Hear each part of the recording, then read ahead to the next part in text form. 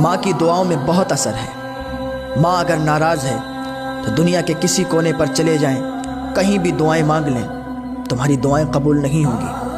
ماں کو ناراض کر کے پیروں کی چوکھٹ پر جانے والے بھی سنیں، اور اپنی تمنائیں، اپنی مرادیں پوری کروانے والے بھی سنیں کہ اگر ماں ناراض ہے تو دنیا کی کوئی ایسی چوکھٹ نہیں ہے جہاں تمہاری دعا قبول ہو جائے۔ ارے ماں کی دعا میں تو اتنا اثر ہے کہ ماں کی دعا زنجیریں بھی توڑ دیتی ہے۔ ہاں، ماں کی دعا میں اتنا اثر ہے کہ ماں کی دعائیں زنجیروں کو توڑ دیا کرتی ہیں۔ ایک بیٹا تھا، اس کی ماں ضعیف تھی، بوڑھی تھی، لیکن وہ اپنی ماں کا وفادار بیٹا تھا، اپنی ماں کی خدمت کرنے والا بیٹا تھا، ماں کی خدمت کیا کرتا تھا، ماں کی دعائیں لیا کرتا تھا۔ ایک دن کچھ سپاہی اسے پکڑ کے لے گئے اور اس کو ہتکڑیاں ڈال دیں، زنجیریں ڈال دیں۔ ادھر اس کی ماں بے چین ہوئی۔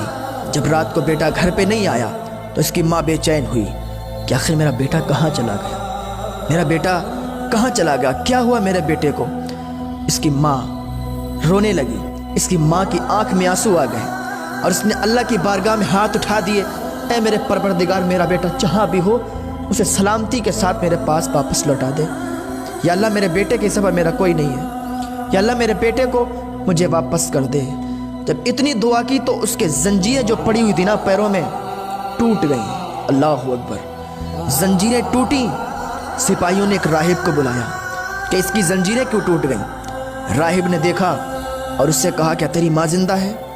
اس نے کہا ہاں میری ماں زندہ ہے۔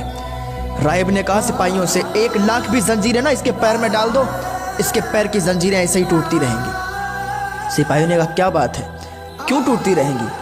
راہب نے کہا اس کی ماں زندہ ہے، اس کی ماں نے ادھر ہاتھ اٹھائے ہوئے ہیں، اس کی ماں ہاتھ اٹھاتی ہے، وہ دعا باب اجابت سے ٹکراتی ہے، وہ دعا قبول ہو جاتی ہے، اس کی زنجیریں تو ایسے ہی ٹوٹتی رہیں گی۔ سپاہیوں نے اسے چھوڑ دیا۔ بیٹا دوڑتا ہوا بھاگتا ہوا اپنی ماں کے پاس گیا، چپٹ کے رونے لگا۔ تو ماں کی دعاؤں میں اتنا اثر ہے۔ آج کل لوگ اپنی ماں کو ناراض کر کے پیروں کی چوکھٹ پر اپنی دعائیں قبول کروانے کے لیے جاتے ہیں۔ میں کہتا ہوں کبھی نہیں قبول ہوگی۔ اگر اپنے ماں اور باپ کو ناراض کر کے دوسروں کی چوکھٹ پر جا کے دعا قبول کروانا ہو تو کبھی نہیں قبول ہوگی۔ اللہ کے واسطے اپنے ماں باپ کو راضی کریں۔ اگر آپ کے ماں باپ راضی ہیں تو آپ کو کہیں جانے کی ضرورت نہیں ہے۔ درگاہوں پر جائیں، مزاروں پر جائیں تب جب آپ کے ماں باپ بھی راضی ہوں تو آپ کی دعائیں جلدی قبول ہوں گی۔